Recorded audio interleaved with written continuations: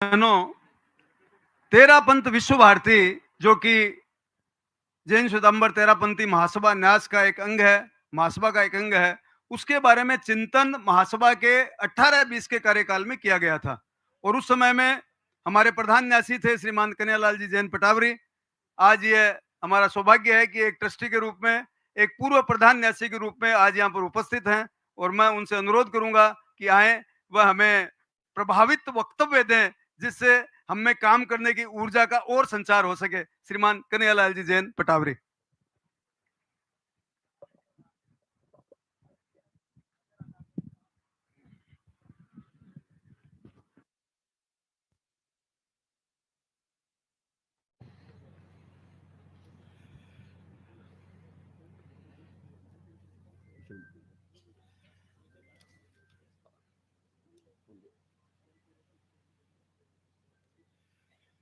परम आदरणीय परम वंदनीय आचार्य श्री महाश्री चरण सादर वंदन, साध्वी प्रमुख सादर वंदन, सादरी बरिया जी, मुख्य मुनि जी, चित्रात्माओं सादर वंदन, यहाँ विराजित सभी भाइयों बहनों, श्रावकों श्राविकाओं।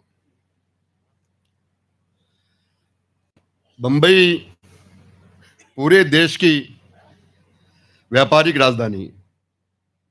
राजधानी दिल्ली अभी राजधानी बन गई, पर व्यापार का केंद्र भी आज भी नई सोच का, नई कल्पनाओं का केंद्र जो बंबई है, अभी और कहीं और नहीं।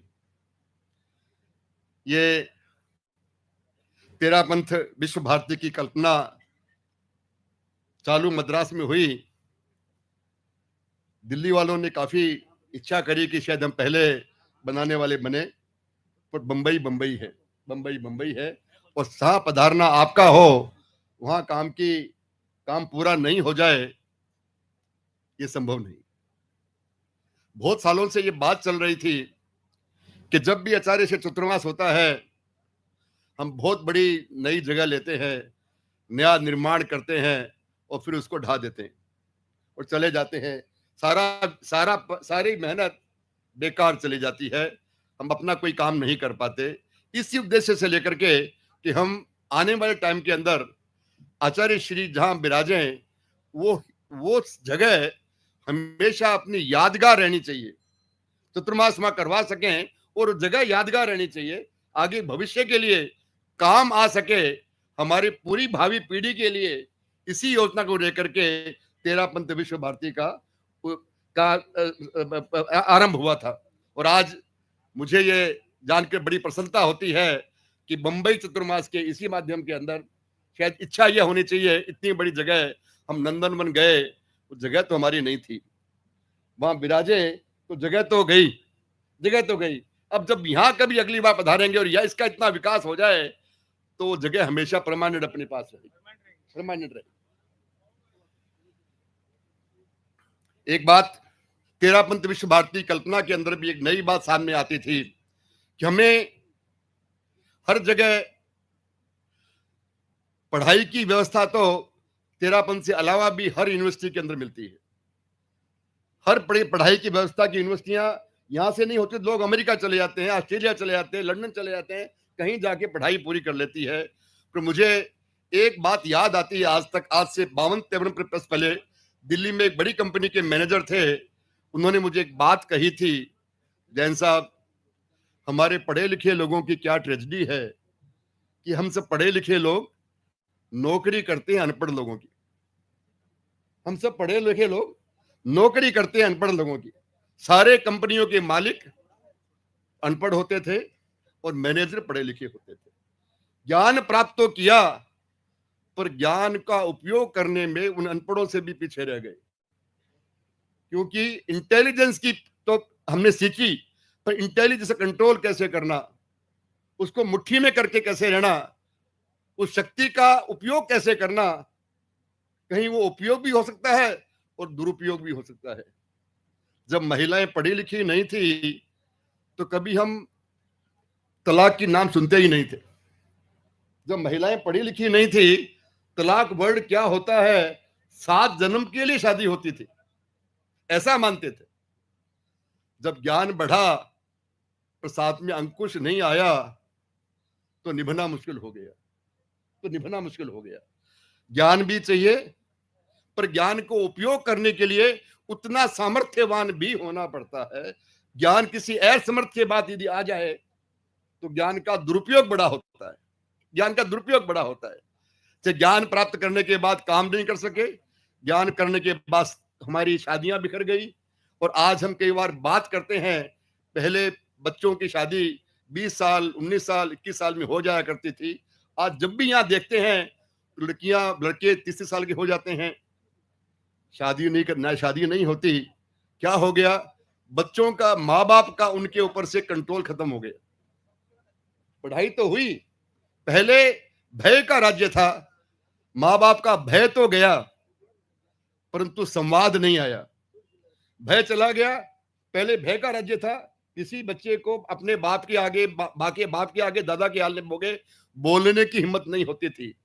आज बाप को बोलने की हिम्मत नहीं होती, आज बाप को बच्चे की शादी कराने की हिम्मत नहीं होती। जहां वो बोलेंगे वो कर देंगे, जहां वो बोलेंगे वहां हम कर देंगे। ये पोजीशन हमारे बहुत ज्ञान और पैसा अर्जन करने के बाद में, विकास होने के बाद में जो हुई, तब इच्छा हुई कि एक कोई तेरापंथी विश्व भारती ऐसी बने जहां पर व्यक्तित्व के, ज्ञान के विकास के साथ ज्ञान को यूज कैसे करना, सम्यक ज्ञान कैसे प्राप्त होना। खाली ज्ञान नहीं, किसी जैनिज्म में ज्ञान की वंशा नहीं है, सम्यक ज्ञान की इच्छा है।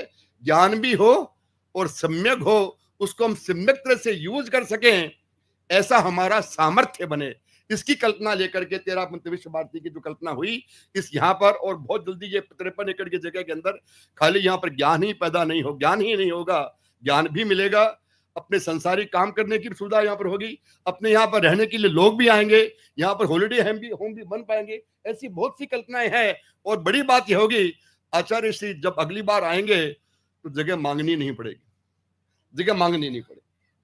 यहाँ पर सतत संतों का प्रवास अगले कुछ सालों के बाद हो सके, जहां तेरह पंथों के इतने परिवार यहाँ रहते हो कि संतों के लिए अनुकूलता हो सके, ऐसी दिमाग में कल्पना तेरापंथी विश्व भारती के रूप में थी, वो इतनी साकार हो जाए तो ये हमारा विकास इसके बाद क्या होगा, ये हमारी पीढ़ी बताएगी, ये हमारी पीढ़ी बताएगी। और ये बड़ी बात है कि तेरापंथ में ही ऐसे आचार्य विद्यमान है जो समय के हिसाब से चलते हैं, समय से आगे चलते हैं।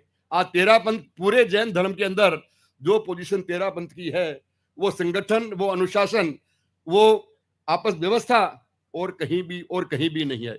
एक ने कही दूजे ने मानी, नानक कहे दोनों ही जानी।